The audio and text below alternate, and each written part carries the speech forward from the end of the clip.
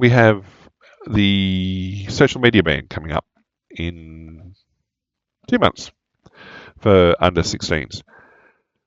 This, is more of a basically an Australian repeat of the UK experience with digital age verification. And so they've basically taken the same attempts and gone, hey, look, I can do this, I can do that. Let's try using latex masks and party costumes and things like that to pass the tools that the E-Safety Commissioner says, no, they're good, they're going to work. Well, it's tech-based. You're going to find the weakness in it pretty quick. Certainly, I think the e-safety people have bought into a promise that may not be achievable, and certainly there's going to be a lot of people who are going to find ways around it very quickly. So the University of Melbourne and Princeton ran a study. They're going to test the systems likely to be used using very simple things. So, yep, the UK, plenty of people in the UK were using certain video games, characters of certain video games that they could manipulate body positions on to bypass checks, simple facial expressions, and cheap disguises. It's one of those things that people put an over-reliant trust in AI or artificial intelligence systems, business rules, really, hard-coded business rules.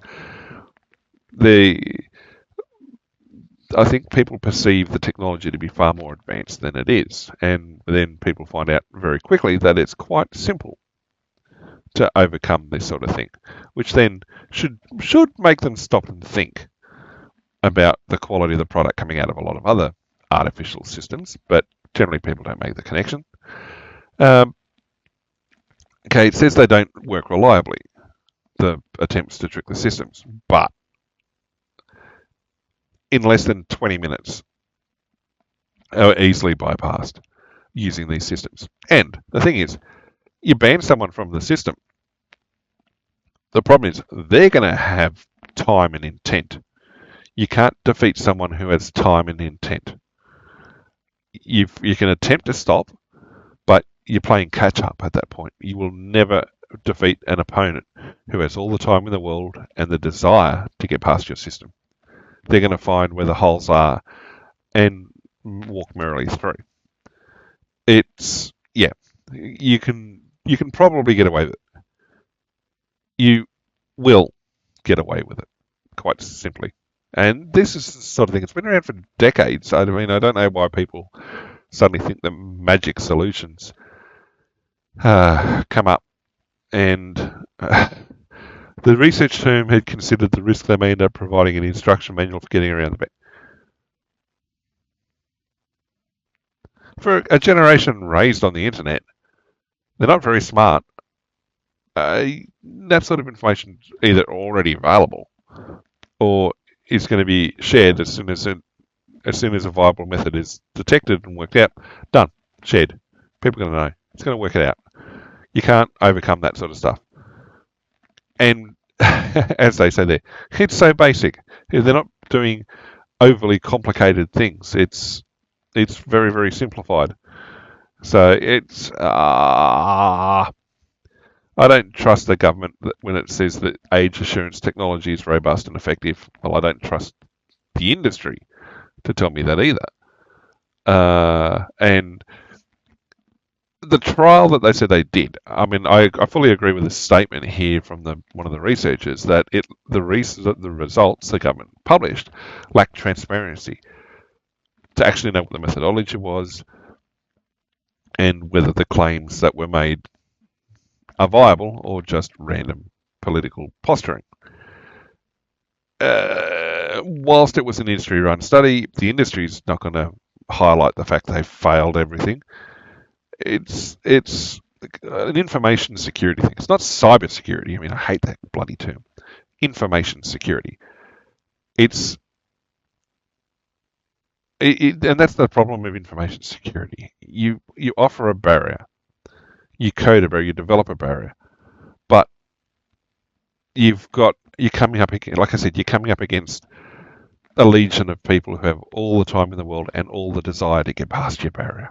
They're going to do it. You can advertise that your barrier is the world's most secure thing until it isn't. And I mean, I can go back and find articles from decades ago of people saying, look, information security breaches are a matter of when, not if. And what matters is how significant those breaches are before you detect them and address them. And that problem has only gotten worse over time. So, it's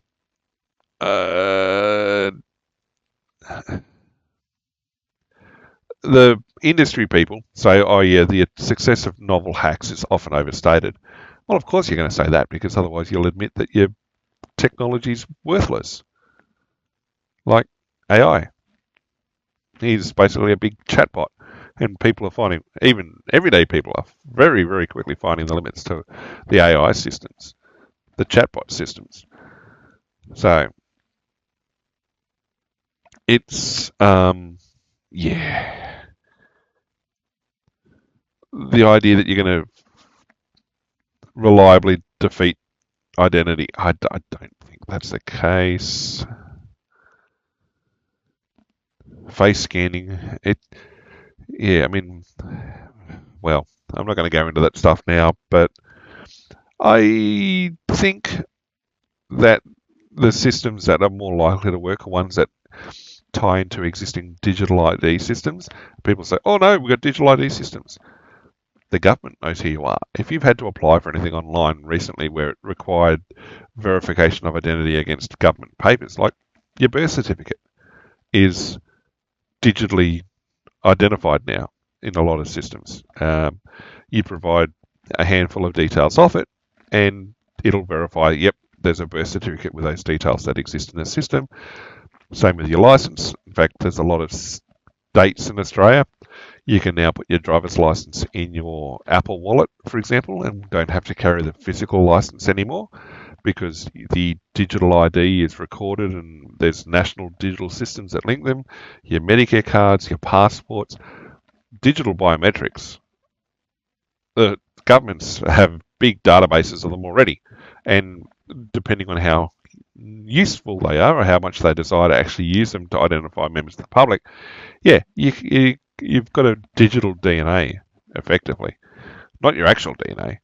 Well, unless you gave it to the various commercial DNA firms. But you've got a digital DNA, a digital footprint that can be used to identify. Yeah, I mean, they should use those existing systems, but they probably won't. Oh, they're saying that they've fixed solutions using video game hacks. How they've fixed it is they've basically coded to prevent it. It's,